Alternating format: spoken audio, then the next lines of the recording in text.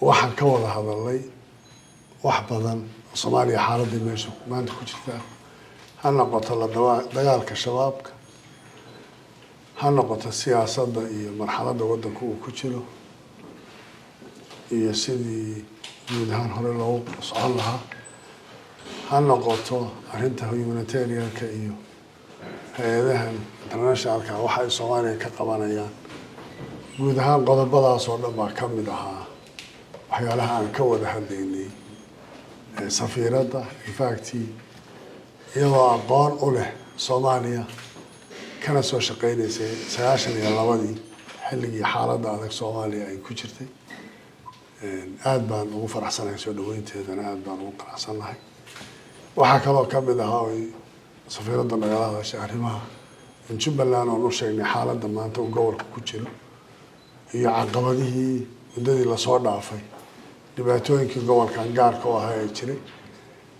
waxaan ka wada hadalnay arrinta gobolka Gedo oo safiiraddu barnaamijkaas su'aalo iyo laga weydiisay iyadoo uu gala qayb galay madaxweynaha Maxamed madaxweynaha ku wada jiray taasna aan u qeexnay Gedo waxa ka jiray iyo maanta marxaladda taala inaynan ahayn marxalad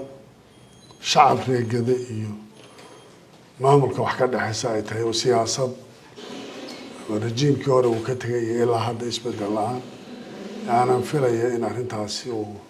dadkuna maamul ay heli doonaan xaq oo sharci ah anaguna aan diyaar u nahay cid kastoo tabasho qabta inaan la hadalno marka waan soo dhaweynayaa ambassador aad baan ugu faraxsanahay safarkaas waxaan rajaynayaa inaan safarro badan oo shaqo isugu iman doono aanan u sheegnay Soomaaliya waxay uga baahan tahay beesha caalamku inay tahay beesha caalamka oo si wada jira arrinta Soomaaliya uga shaqeysa kuna taageerta dowladnimada Soomaaliya si hore loogu dhisi lahaa iyo dagaalka shabaabka u baahan ama la dagaalanka shabaabka iyo sidii talaabada ku xigta loo qaaday lahaa dadka in gacanta la gaarsiiyo dadku ay kala ogaadaan gacanta dowladnimada iyo gacanta shabaabka markaa welcome ambassador thank you very much. Thank you very much Mr. President, for the very warm welcome you and your team have extended to me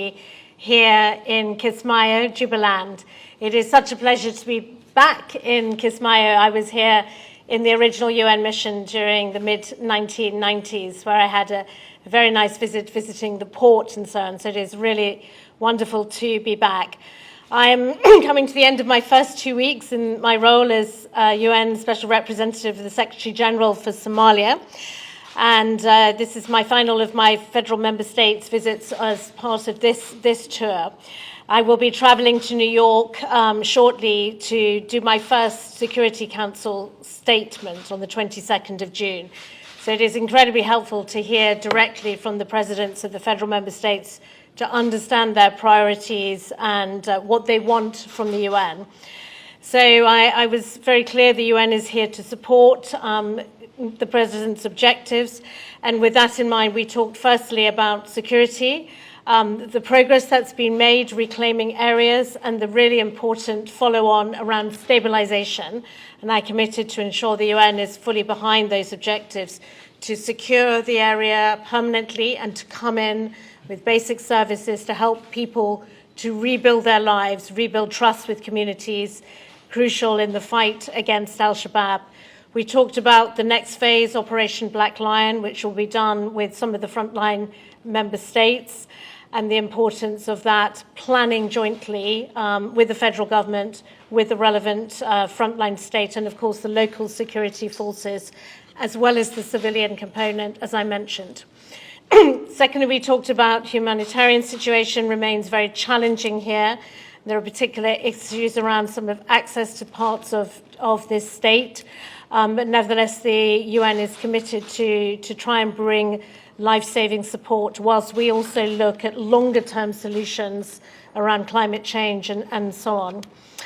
And then finally, we talked about politics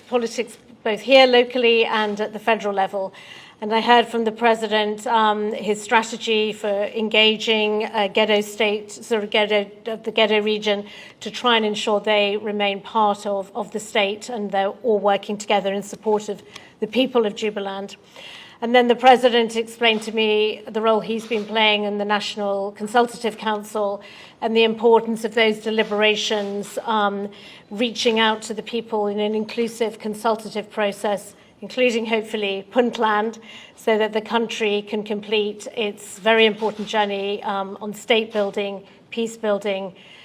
rebuilding the country for the benefit of all Somalis. And then finally, again, I recommitted the role of the UN, our good offices, the development programs in support of the people of Jubaland. Thank you very much again, Mr. President.